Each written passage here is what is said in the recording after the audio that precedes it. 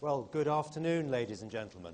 We'll kick off this session just focusing on sub-Saharan Africa and the E&P successes of the last three to 5 years, which have made headlines and really changed a lot of minds about the prospects for this region.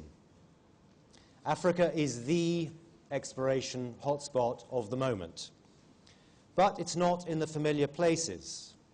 It's not Nigeria and Angola so much as countries that if I'd sat here 5 years ago and said you should be in Ghana, Uganda, Kenya, Tanzania, Mozambique, Sierra Leone, Liberia, you might have thought I should go away and have my head examined.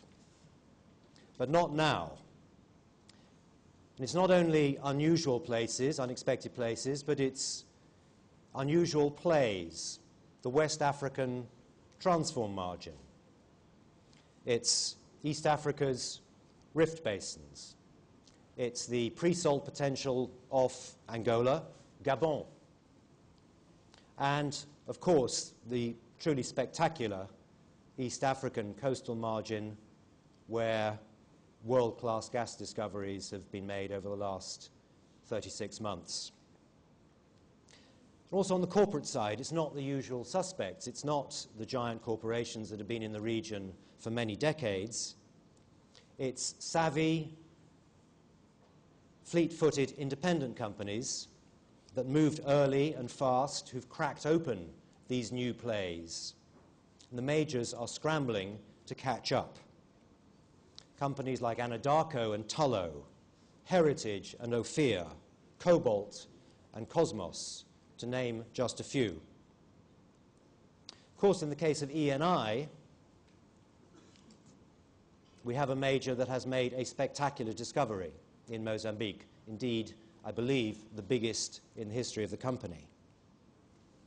But for other majors, these have been hard times, and they are now chasing the opportunities to farm in as development looms, but they're finding themselves outbid by NOCs from Asia, the Chinese, the Thais, the South Koreans, the Indians.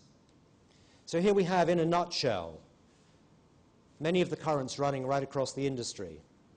The role of the majors, the challenge from Asia's NOCs, and the activity of those guys that were spurned by the big majors when they sacked people in the 90s and went off on their own and came up with some pretty smart ideas and put those ideas into action.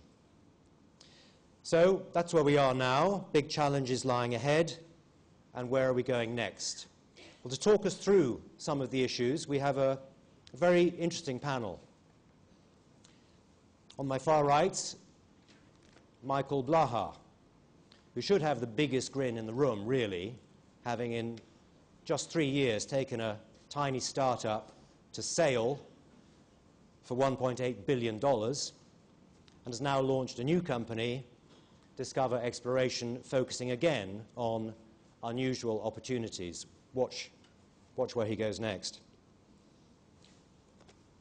With Michael, we have Roberto Casula from ENI, who has been involved in ENI's African operations for well over a decade. And many of you who've been to Oil Money before, of course, will know Ali Moshiri from Chevron. He's been with Chevron since, for 35 years, with E&P exposure in Latin America and, of course, sub-Saharan Africa. So I'd like to start by inviting Michael to share some thoughts with us. Michael. Yeah, okay. Peter asked me to address the role of the independent companies like Cove and discover and opening new plays. When John Craven and we started Cove Energy some 4 years ago, we found the industry, and maybe also my own company, to be rather slow in picking up new opportunities. And we therefore had the idea to use our 30 years experience and create a small and nimble company that would pick up good opportunities in the early stages of the value chain, and we would rapidly create value by maturing these, and then again rapidly divesting it to the larger oil companies. That was the plan. We believe that by setting up a small company with some highly competent people and using the network of very experienced people that we had created around us, we might be able to fill this niche. Our little company should only focus on exploration and not aim to go for development. The industry has many strong development companies. I'm looking here next to me. These are very good companies. There's no point in competing with them. And we would not add any value in that area. Also, our company should partner with good operators and avoid operating ourselves. There's, again, many good operators around. It was important to stick to our strategy, and in case of success, we should aim to return value to our shareholders and not be tempted to grow again or change our scope and sneak into the appraisal and development area. Cove was therefore sold at a very opportune time, and the team now continues the journey with Discover. And that was purely to return effectively value to shareholders. And to come back to the initial question of Peter on our role in opening new plays, I believe that our role is actually twofold in the industry. First of all, we need to be creative and seek new areas and plays and try to open these by actively working with governments and stakeholders to obtain licenses. Mature these licenses as fast as possible. Don't sit on your hands. Make sure you've got sufficient funding. And then the moment you've got it matured, invite a larger company to participate and operate. That we find as the first goal. The second one focuses on the fact that in frontier exploration business, the cost is enormous at the moment. And even the biggest international oil companies are seeking partners to manage their risk and to allow them to have a broader portfolio. Also, they don't want to put all their eggs in one basket. This creates an opportunity for us, and therefore our second role is to farm into attractive licenses with competent operators to build a balanced portfolio for ourselves. With our size and scope, we can keep the life cycle of projects relatively short. We started Cove in mid-2009. In partnership with Anadarko, we were involved with our first exploration success already in February 2010. And then Windjammer well was basically came with first results early February. And in March 2011, only 1 year after that, we actually decided after some appraisal that we would sell the company. And then it took quite a while to sell. That was the thing that we were surprised by. It took about 9 months to sell. And then we finally sold the company to the Thai National Oil Company for almost $2 billion. Now, we believe that the key success factors for our companies are that we have a very simple strategy. Transparency and strict business principles is essential. Otherwise, we wouldn't go anywhere. These people wouldn't talk to us otherwise. First-class partners like Anadarko. A lean and nimble, flexible organization that allows us to take decisions very fast. Because we have seen that if you can react fast in difficult periods, like the summer of 2009, when nobody had any money, we were in a position to quickly grab an opportunity, and that was our entry in Mozambique. A timely planned and executed exit with an effective return of value to shareholders is very important. Also to create a confidence with funders, and that's the last key success factor, make sure you always have strong funding, public or private, and never run out of money. To conclude my story a little bit, in September 2012, straight after the sale of Cove, we started with Marcel van Poek and Orion Nassau, Discover Exploration. And a new company, we work again with the same team as in Cove, and we maintain the same philosophy. True to the clear role that we have established, for us in the industry, we are now opening a new play by basically negotiating PSC in the Comoros, which we have signed with the government of the Comoros. We see some very interesting features in the extended Rovuma Delta in our area, not too far away from where our initial success was. And again, next to our neighbors from E&I. We are also at the point of closing several farm-in deals in global deep water ventures. And we expect to be involved as a non-operator in our first drilling operations towards the end of the year, followed by one or more wells in 2014. In Cove Energy, we started as a publicly traded company. For Discover, we have chosen to start as a privately funded company. We believe that this could enhance the nimbleness and speed at which deals can be done. Please notice that we took 9 months to sell the company. That can be faster. And we are confident that with all the learnings from Cove and our clear role in the industry and strong financial backing, with Discover we will have an exciting future. Thank you very much. Thank you, Michael. Thank you for that quick resume of what you've been through and where you're heading next. I'd like now to pass to Roberto Casula from ENI. Thank you, and good afternoon, everybody.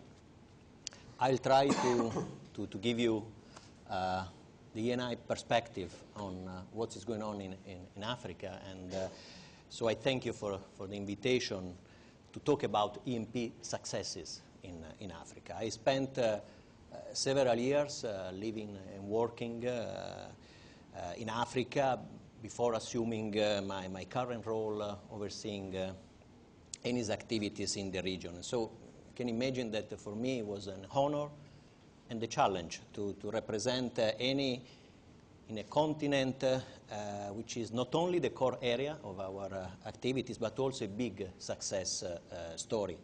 Let me say that over the past 60 years, we have attained the status of leading IOC producer with an equity production just below 1 million barrels a day and operated assets of 1.7 million barrels a day. Eni has a presence in 15 countries, and we are pioneer in signing partnership and joint venture agreements with the state oil companies, which resulted today in almost 12,000 people working in our activities, and 90% of which are locals.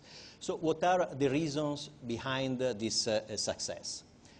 From the outset in the 50s, the approach we adopted recognized that the hydrocarbon we explore and produce are not Eni's. We just have, as an IOC, the contractual right to recover the cost and obtain remuneration. So it is their oil, their gas, is not ours. Furthermore, alongside oil and gas activities, Eni has developed a cooperation model that supports, for instance, energy infrastructures. By the way, we are the first company in terms of power projects that underpin the access to energy in the sub-Saharan region. And in addition to that, we develop health projects, education, training, agriculture. This is our dual flag approach, the flag of Eni and that of the host countries. So now, moving to exploration, Eni is recognized by its excellent exploration performance in Africa over the last few years. Most notable are a slew of successes in Ghana, Congo, Angola, and leading the pack, the significant gas discoveries offshore in the Rovuma Basin in Mozambique. You are right, Peter, the largest single discovery in Eni's history. So let me give you some figures. Out of Eni's recent discoveries, 7% are in North Africa, 21% in West Africa, and 72% in East Africa. It is also worth noting that of recent discoveries, 83% are in deep water, and this is an extremely important shift in focus for all firms currently exploring in the continent. So far, about 59 exploration and appraisal wells, obviously not all Eni wells, have been drilled, deep water, Mozambique and Tanzania, and this has returned the most impressive success rate of 85%. This exploration has opened up a supergiant gas province that will account for more than 200 teracubic feet of gas, out of which 160 plus are in Mozambique. However, as far as Eni is concerned, East Africa is not a total surprise. A few historical notes come to mind. In the late 60s, we were the first company who signed a production sharing agreement with the newly constituted Tanzania Petroleum Development Company.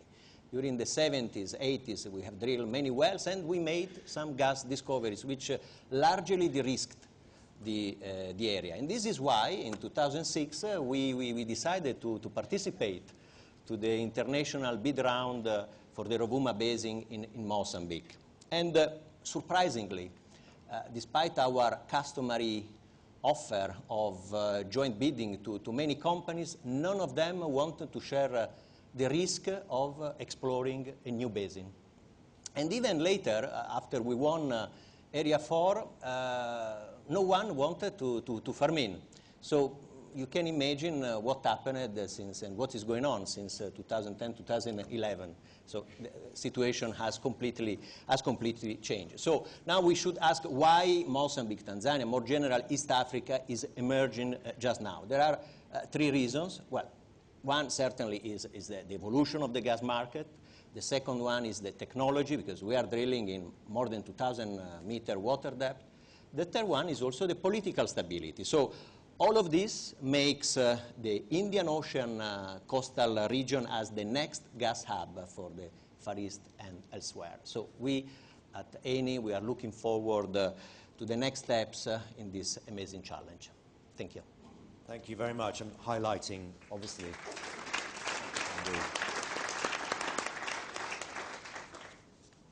highlighting there the extraordinary significance of the scale of the discoveries in Mozambique, which will transform, probably with Tanzania, the entire region over the coming decades.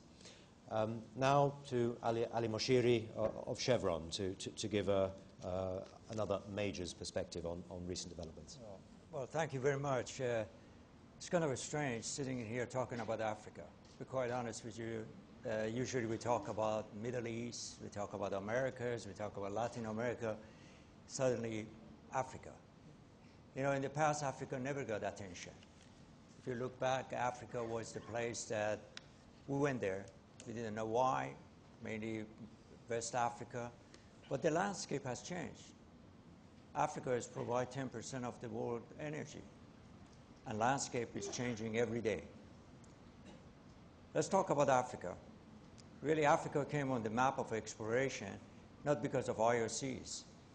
Actually, we were so busy maturing the assets that we have that a smaller company took the risk of looking at the new play types.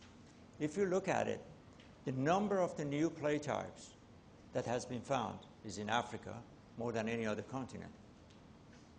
And it's not necessarily very much based on the technology. It wasn't very much based on anything or, in some extent, political risk.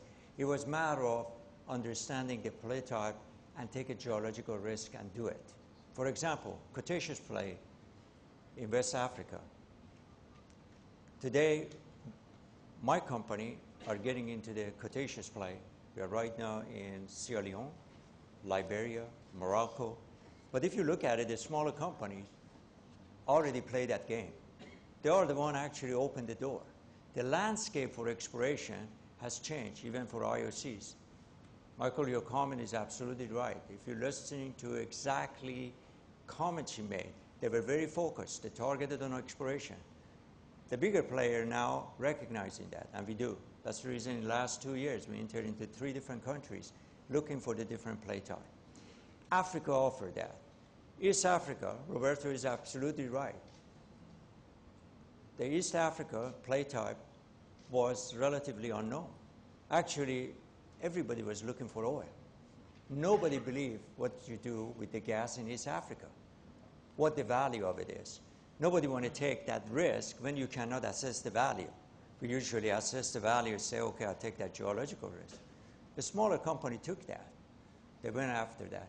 Therefore, the landscape in Africa is becoming more taking a geological risk and kind of getting the other risks to the side. Africa has still got political risk. If you compare it to other nations, you put in there. But when you look at it as a company, you're going after new play type. really today is in Africa. East, Central, and West Africa. If you look at West Africa, the only part that is really fully explored is Kwanza Basin, Lower Congo Basin, Niger Delta. Anything above that is open. Cretaceous play can play all the way from Morocco, go all the way to Angola. It hasn't been done. And that's what I think Africa is going to play a significant role in the exploration phase.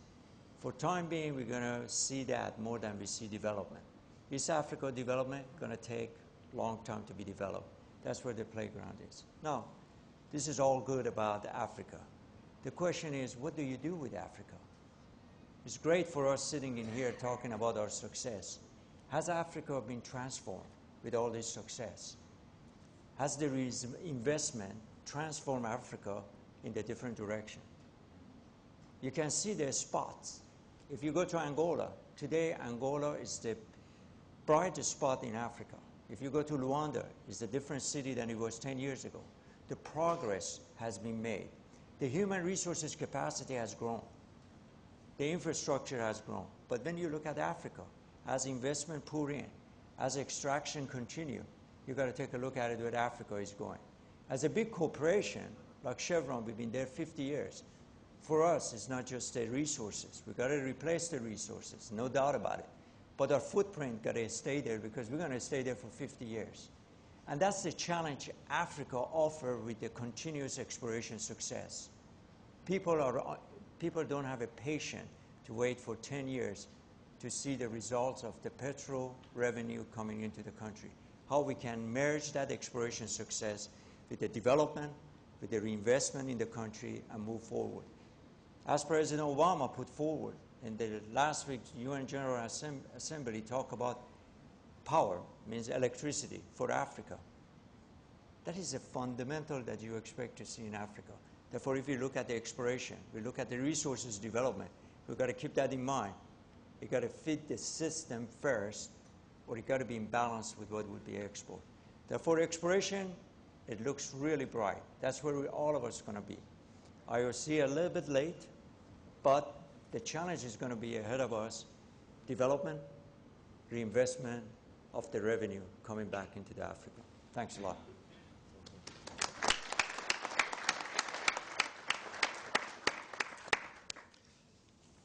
Well, I'd like to start by maybe playing sort of devil's advocate a bit here. I mean, there's no dispute about the scale of the resource, the gas resource in East Africa.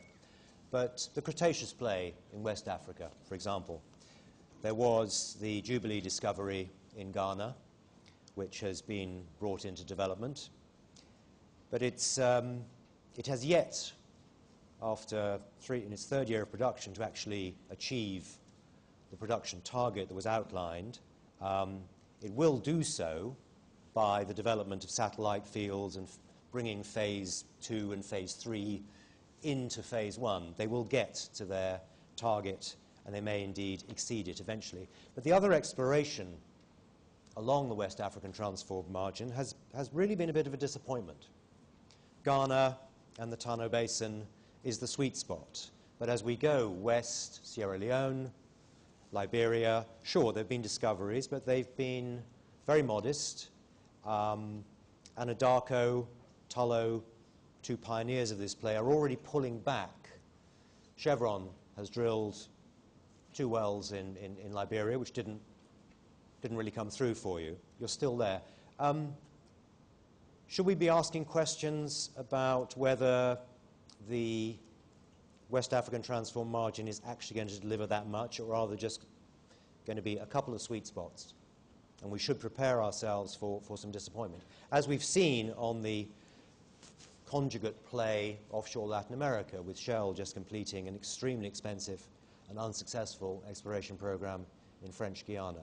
Just a question mark in my mind about how substantial this particular new play, which has been very spectacular for the pioneers, whether it is actually going to deliver on a very large scale.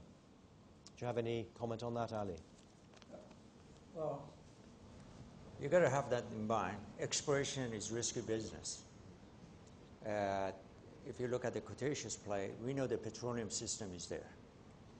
Now, the question is going to be the quantity of resources that you have to discover to support the development cost. Now, some of the discovery we had, we call it it's not commercial.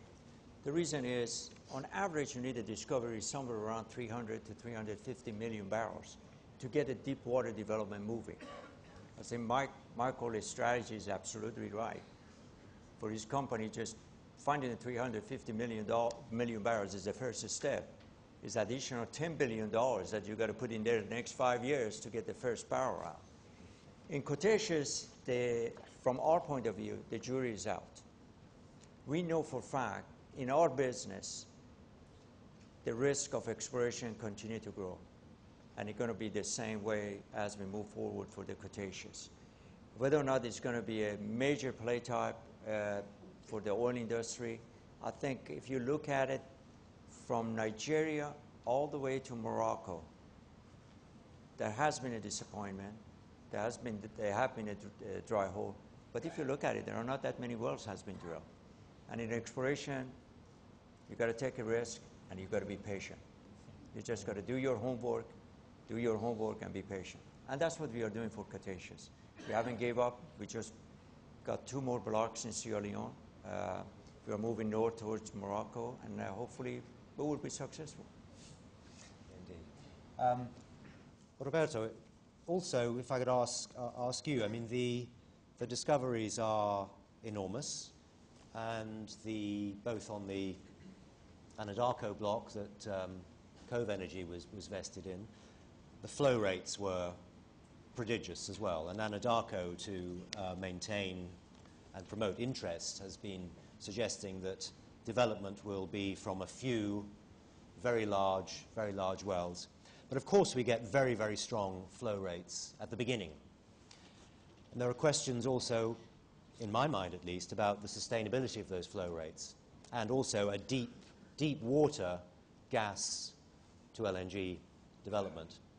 What are the challenges there in terms of the cost of this project? I mean, we're already talking for the first phase of the subsea connecting to the land. We're talking about 25 billion to get maybe 1, hopefully two trains up and running, which is a pretty big challenge, not only for the companies, but for the host nation. Yeah, well, thank you. So both geologically and project execution. Well, you are right. The well's deliverability is very high. We are talking about at least 150 million standard cubic feet a day, and certainly is a sustainable rate for many years. In terms of development, I would say that a deep water development like the one we are planning with Mozambique authorities and Area 4 and Area 1 partners is now, let's say, a sort of standard deep water development. So we do not see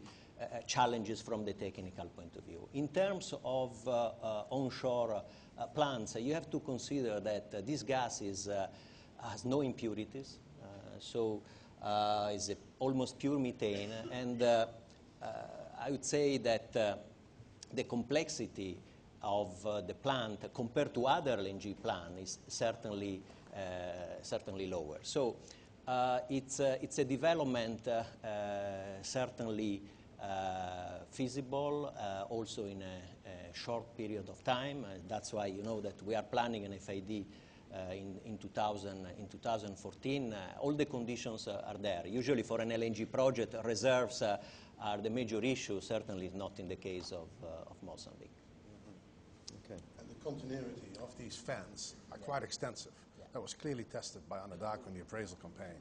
So you only need very limited amount of wells to deplete the entire reservoir.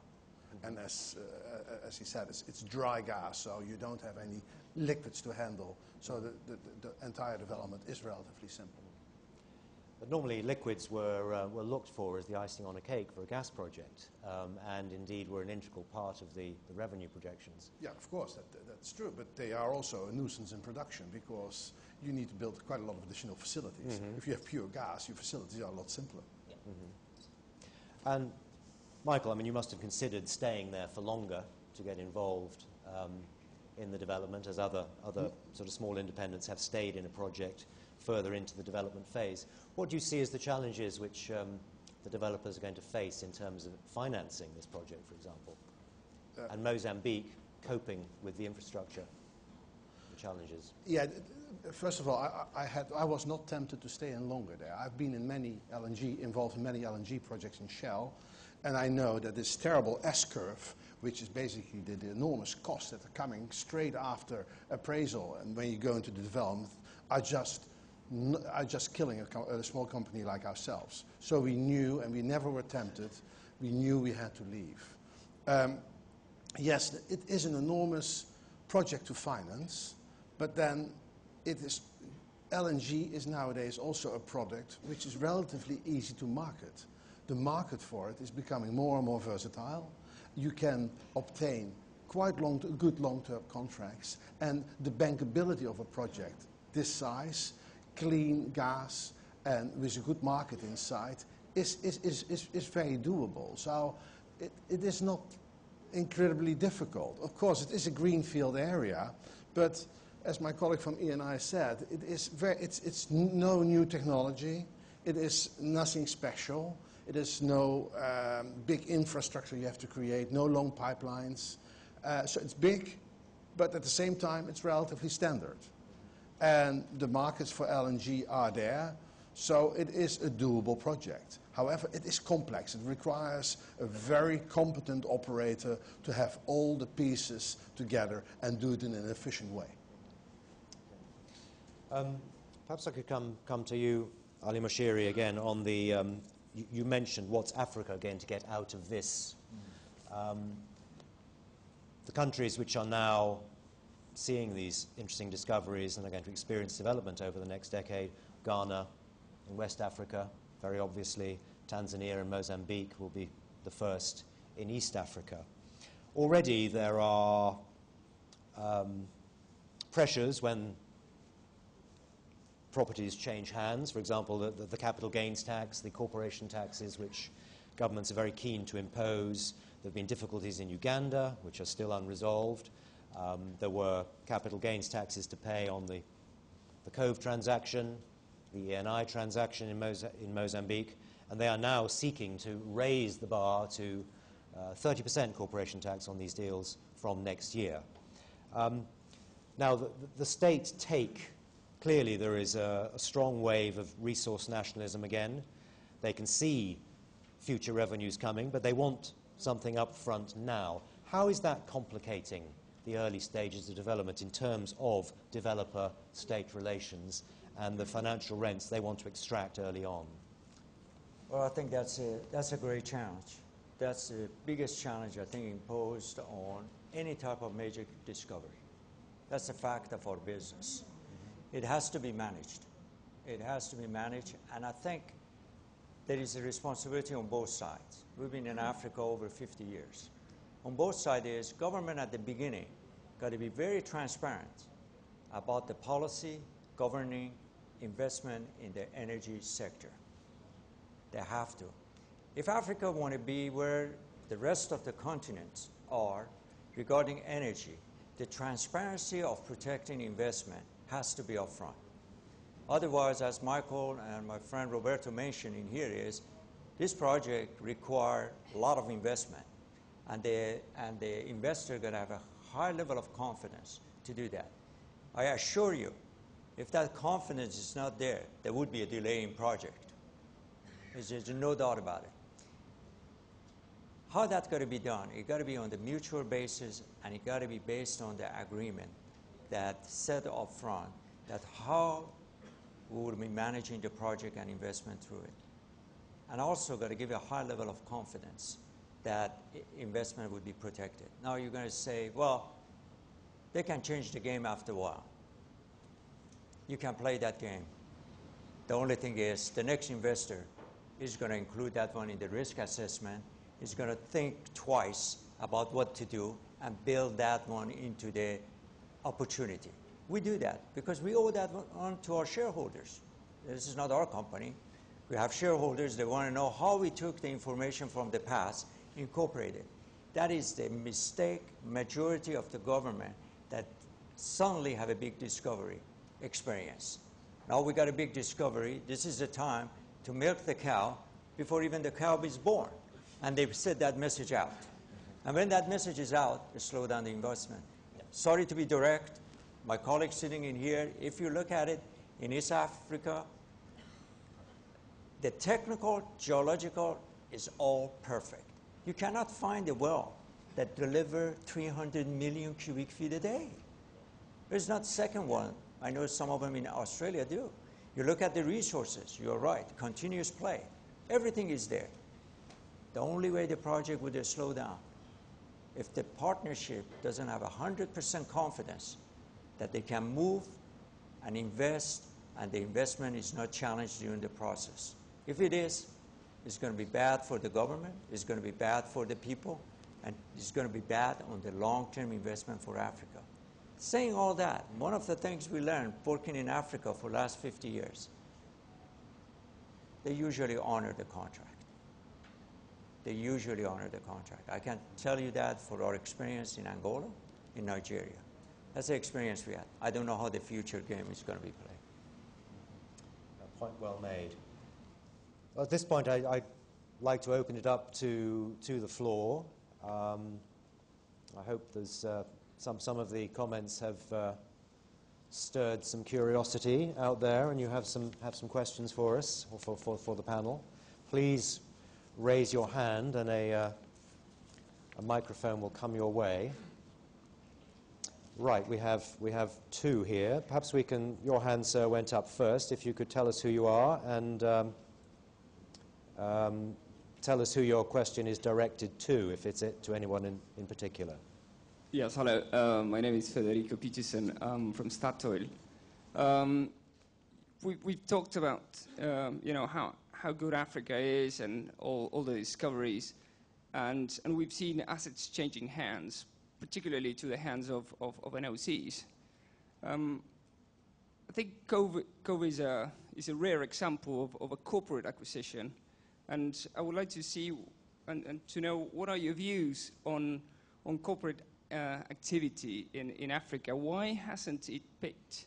Since there are so many companies out there that are at reasonable prices, Tullow, Cosmos, Hyperdynamics, you name it, Ophir. Why is it not happening? The question is why those companies aren't being gobbled up by the Tullows, the Hyperdynamics further down the scale. Why aren't they being eaten by the giants? It's because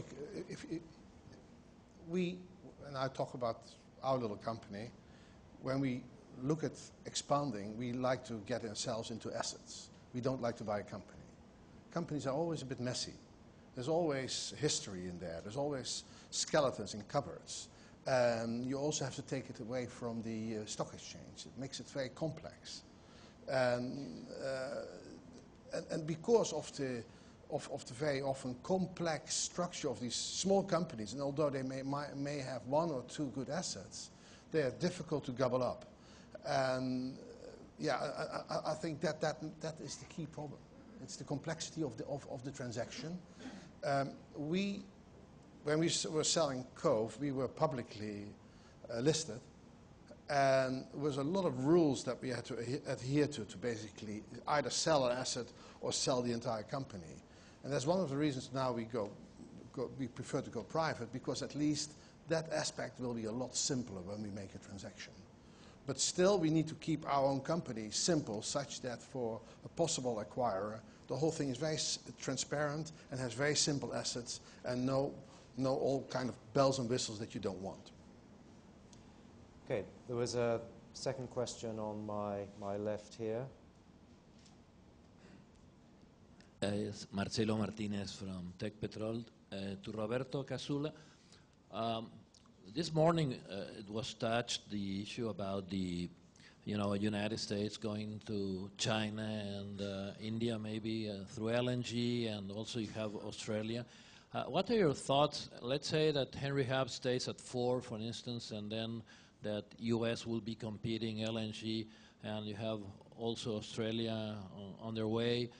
What you are starting from scratch in Mozambique. What is your competitive position there? Are you going to be able to compete starting from scratch? Somebody said about $20 billion investments. And how is it in terms of dollars per million BTU landed, China? And are you ready to compete with the U.S. if they start at 4? Thank you.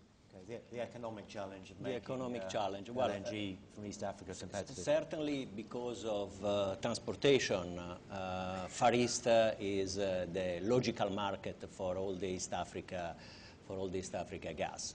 In terms of competition, today we see, let's say, competition mainly coming from Australia, as you rightly mentioned. We also see a window of opportunity starting from 2018-2019, where there will be a gap between demand and offer, and clearly the execution time of any project is very important. So the first who comes, the first will be serviced. So that's why we are aggressively pursuing the development of our projects with an FID scheduled next year. But Far East is certainly the target market. Is there also a timing factor here in that there's been some research by Wood Mackenzie, for example, suggesting that there is actually quite a narrow window of opportunity for East Africa to place its LNG into the Asian market, given... Any LNG project, always the same story. Yes. Always the same story. And that window always changes, and the market changes. It is, it was mentioned sometime this morning, all these forecasts you have to be extremely careful with. Absolutely. Yeah.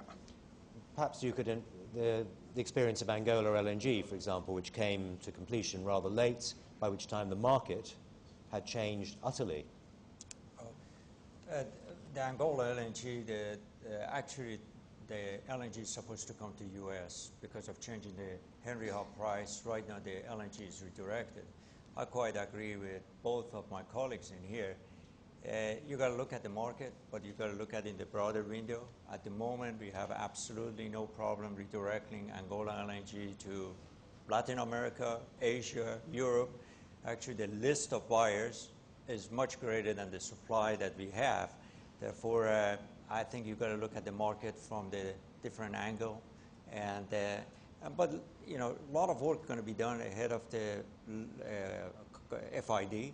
And I assure you all the investors are going to take a look at it. But being precise about you got year or 6 months or 2 years or 3 years, I don't think you can really work on that one. To answer your question, Angola LNG is operating right now. We have a 4th cargo, and all of them going to Latin America. It's going to Brazil, and hopefully in the near future to Argentina. Well, on that positive note of Angola LNG up and running and delivering cargoes, it's time to round up this session. And could you join me, please, in thanking our panel for some very interesting contributions. Thank you.